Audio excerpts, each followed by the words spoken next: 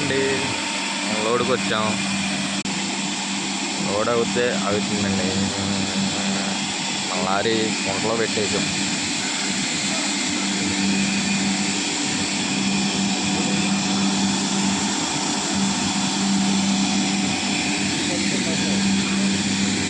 మా కుర్రోడు అయితే గ్రీజు కొడుతున్నాడు.